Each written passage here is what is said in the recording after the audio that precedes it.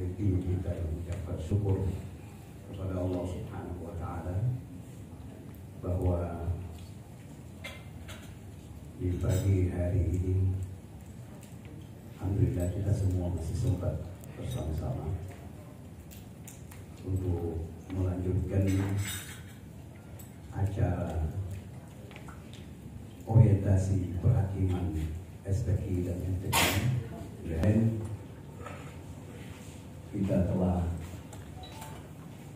berusaha untuk mendiskusikan berbagai masalah terkait dengan kasus-kasus yang sering terjadi dalam setiap pelaksanaan SPKI dan MTQ. Mudah-mudahan apa yang kita harapkan bersama bisa kita sekalian, bahwa memang saya dulu ikut Dewan Hakim di tingkat kabupaten, kota, provinsi sampai ke nasional. Itu memang diawali dengan undangan untuk ikut orientasi pembinaan pelatihan para calon-calon hakim MTQ atau SPKI baik tingkat provinsi maupun tingkat nasional. Alhamdulillah saya di nasional kurang lebih 10 tahun menjadi hakim. Terakhir saya istirahat tahun 2010 di Bengkulu karena faktor usia sudah mulai terasa sekali, tidak bisa terlalu lama begadang, mengantuk. Yang kalau sudah ngantuk tentu itu akan mempengaruhi penilaian kita, karena bisa jadi karena faktor ngantuk tidak terlalu jelas yang kita dengar apa yang ditampilkan oleh para peserta itu, sehingga saya berpikir sudah saya istirahat saja. Dan saya memilih untuk membina anak-anak, karena memang waktu itu juga LPTQ nasional itu memberikan kesempatan kepada para pelatih dan hakim untuk memilih mau jadi hakim atau mau hidup pelatih. Itu kenapa ada pemikiran seperti itu. LPTQ berharap supaya betul-betul pelaksanaan perhakiman itu bisa berjalan dengan apa yang kita harapkan, tidak ada unsur lain. Saudara Ibu sekalian, tadi disampaikan bahwa untuk menjadi seorang qari'ah yang baik, seorang hakim yang baik, tentu memang kita harus punya modal cukup dari segi keilmuan perhakiman itu. Karena begini, kadang ada orang ulama, kiai, tapi tidaklah otomatis bisa jadi hakim MTQ. Karena memang hakim MTQ tersendiri ilmunya, teknis penilaiannya seperti apa, dan sebagainya. Itu. Jadi kadang-kadang memang kita harus melihat hakim ini memang satu tanggung jawab yang berat bagi kita, bahwa harus kita bisa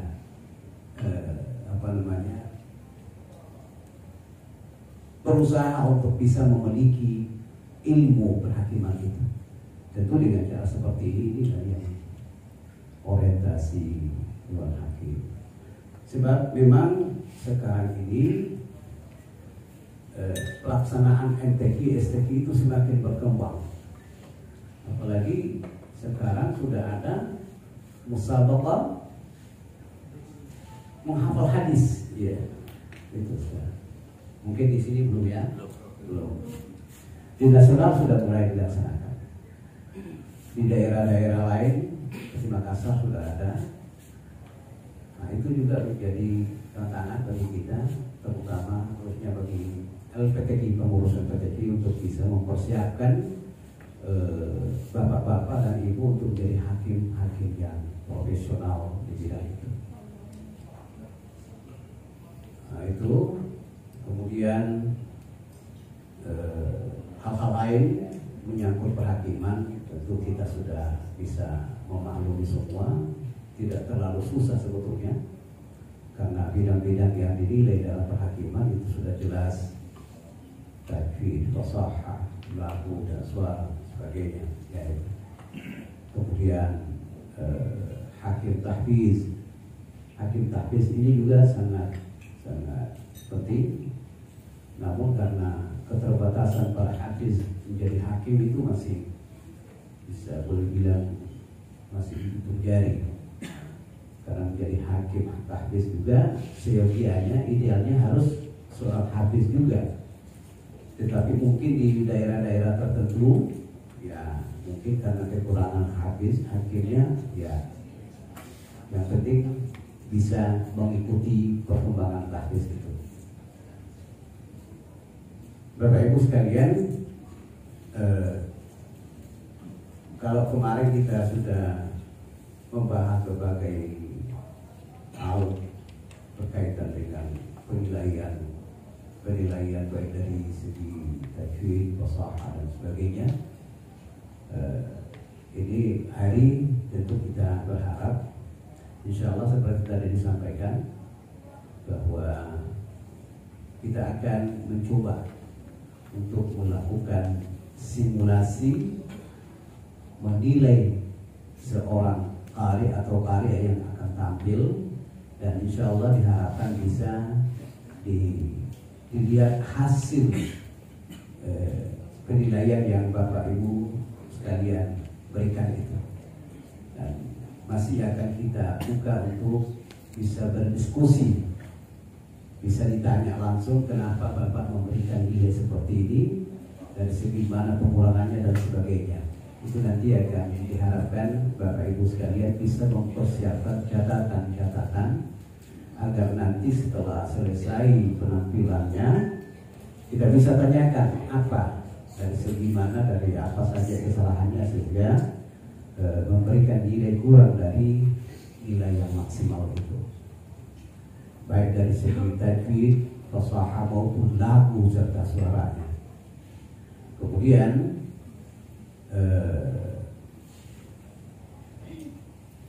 nilai yang Bapak Ibu berikan itu betul-betul nilai murni ya, artinya tidak meraba-raba, Kadang-kadang kita kasih saja lagi ya biasa begitu. Jadi betul-betul nilai itu murni dari pengamatan Bapak Ibu sekalian. Saya kira tidak banyak lagi yang perlu kita bicarakan. Kalaupun masih ada hal-hal yang mau didiskusikan kembali pada kesempatan ini. Nanti pada Jumat kita akan tampilkan 2 qari, satu anak-anak, satu dewasa, dan teman-teman Dewan Hakim. Anggaplah itu sudah STQ ya. Jadi kita akan menilai. Jadi nanti Pak Kiai akan bertanya kepada kita, kenapa kau bisa berikan nilai begini? Ya, ada pertanggungjawaban lah. Oke, kita buka diskusi lepas kita ya, dialog interaktif. Assalamualaikum warahmatullahi wabarakatuh. Ini kan apa istilahnya yang saya tanyakan Pak, kiat seorang qari atau kiat untuk menjadi seorang qari itu ada beberapa hal yang perlu kita lakukan, karena perpaduan antara lagu, suara, napas dengan makhraj huruf itu harus seiring sejalan, karena kapan salah satu di antara keempat ini tidak sejalan, maka salah satunya cacat, begitu, tidak sempurna. Semua. Kiat apa yang seorang qari ini supaya suara dan nafas itu bisa terjaga, suara juga bisa bening, mulus, dan apakah rokok itu mempengaruhi suara? Tidak. Kiat-kiat seorang qari menjadi qari yang profesional Memang ini sesuatu yang harus dimiliki oleh para qari. Kemudian apa-apa saja yang bisa merusak suara dan sebagainya. Tapi yang pertama soal suara. Tadi dikatakan rokok, apakah rokok merusak suara? Saya dulu berokok. Saya sampai ke Saudi, RTI ikut RTI di Saudi ngerokok saya. Sampai-sampai saya ditegur oleh pelatih saya dari Medan,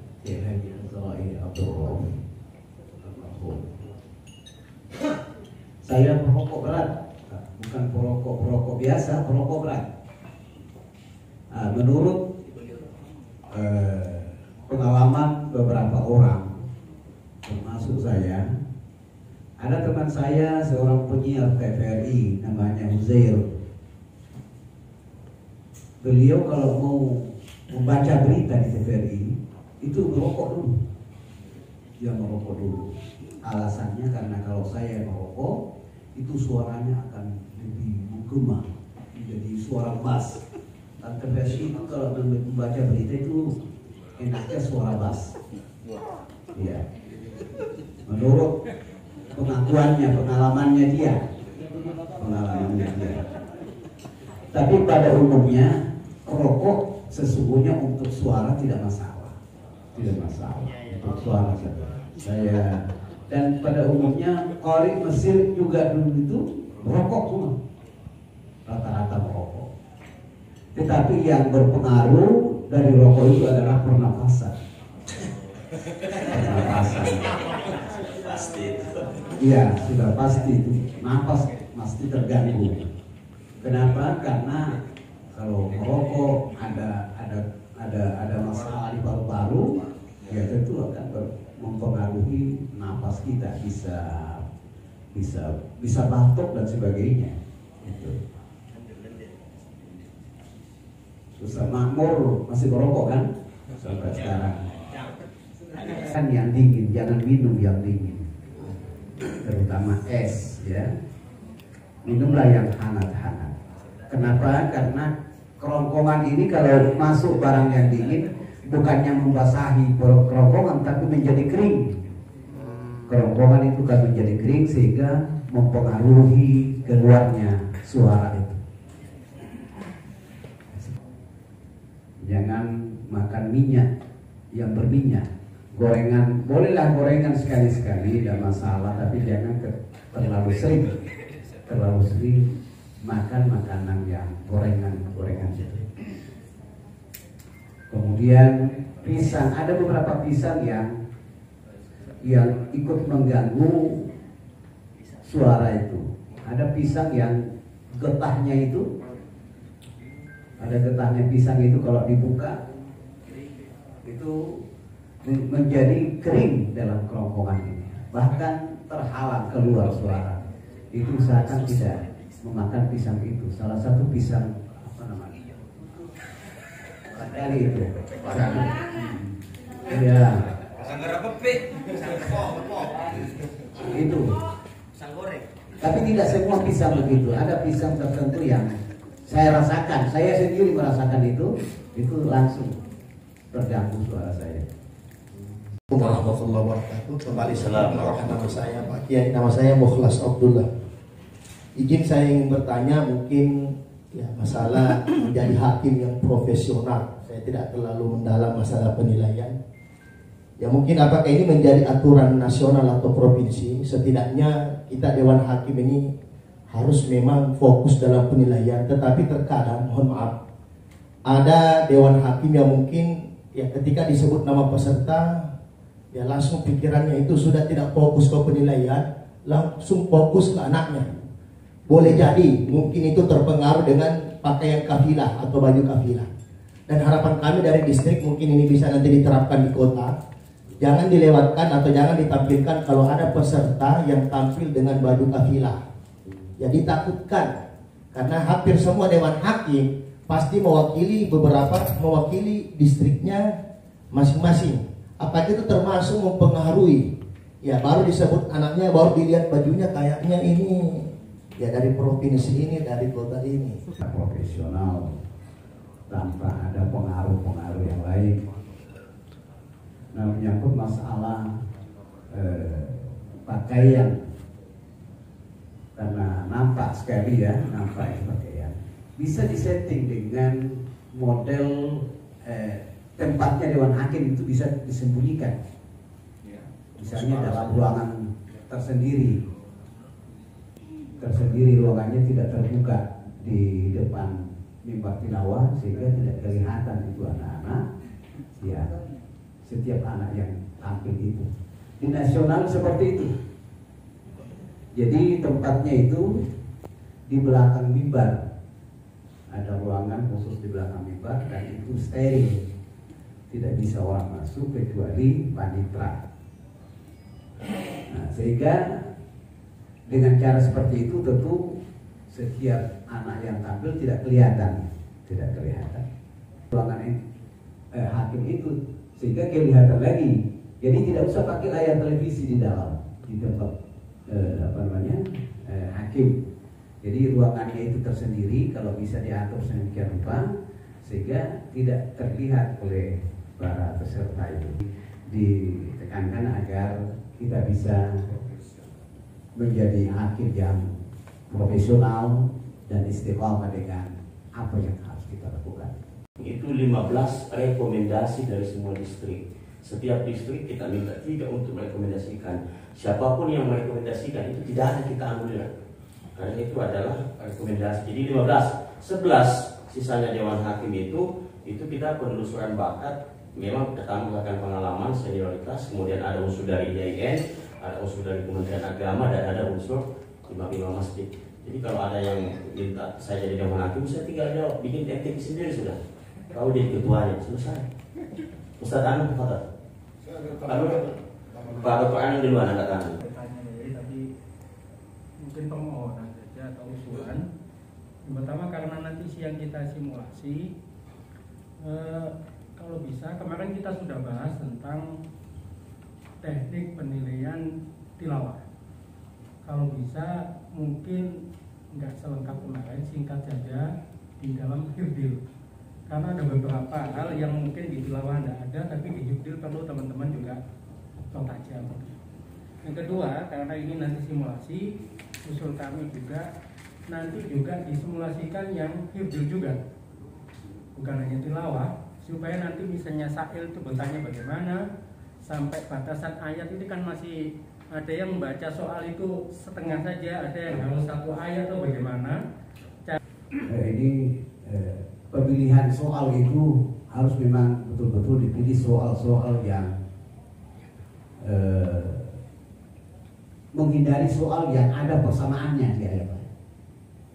Itu kadang-kadang terjadi. Misalnya innahu huwas samiul alim, itu ada berapa ayat dalam Al-Quran, sehingga diusahakan menghindari soal yang seperti itu supaya para peserta itu tidak bingung yang mana ini. Itu. Nah, sa'il juga harus jelas dia punya suara pengucapannya agar para peserta juga jelas mendengarkan itu. Akhirnya itu kan. Ya. Bagaimana cara menilai hifzilnya begitu? Oke, soal yang tadi ditanyakan mengenai apakah pembacaan soal itu harus selesai 1 ayat atau tidak usah sampai selesai. Tergantung kondisi ayatnya. Kalau ayatnya membutuhkan harus selesai karena mungkin ada persamaannya di tempat lain, maka harus diselesaikan 1 ayat.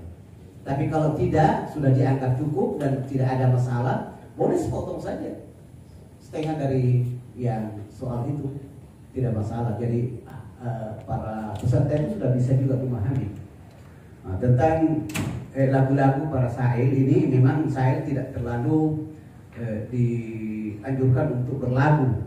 Tidak. Yang penting suaranya jelas, ya, suaranya jelas, makhrajnya jelas, itu sudah masuk kategori bisa menjadi sa'il. Tidak mesti harus membuat satu variasi lagu tersendiri, tidak harus. Tapi kalau dia mau membuat satu irama sendiri juga tidak masalah, bahkan bagus malah. untuk mengundang juga para peserta untuk bisa mengikuti dan juga. Saya hanya menambahkan saja tentang pertanyaan dari Ketua PTK Distrik Kalipura. Memang selama ini memang apalagi di Tilawah, nah itulah pelatihnya, itu juga dewan hakimnya. Jadi kalau mau dibilang hanya seragam mau diganti kayak bagaimanapun, itu pelatihnya sudah tahu itu anak saya, murid saya baru tampil saja. Oleh karena itu kita harapkan adalah bagaimana dewan hakim itu bisa profesional dan betul-betul istiqamah, harus jujur. Mestinya yang bagus itu bukan kita yang mengatakan bagus, tapi dewan hakim yang hanya mengatakan bagus.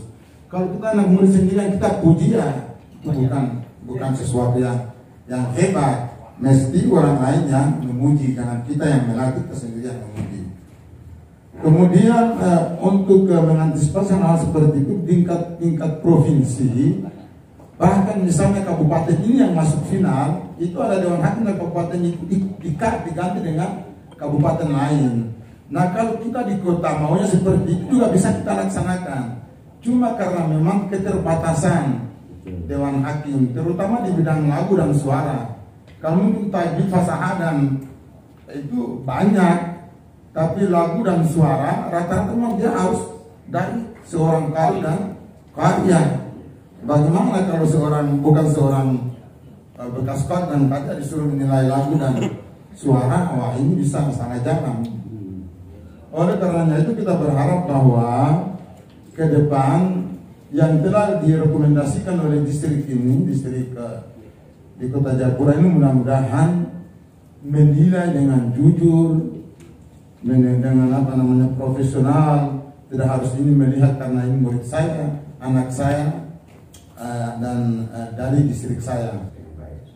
Kira itu, dan memang karena keterbatasan personil hakim khusus di bidang lagu, memang ini juga menjadi kendala, sehingga untuk bisa mengatasi itu perlu memang ada pengkaderan bagus lagi.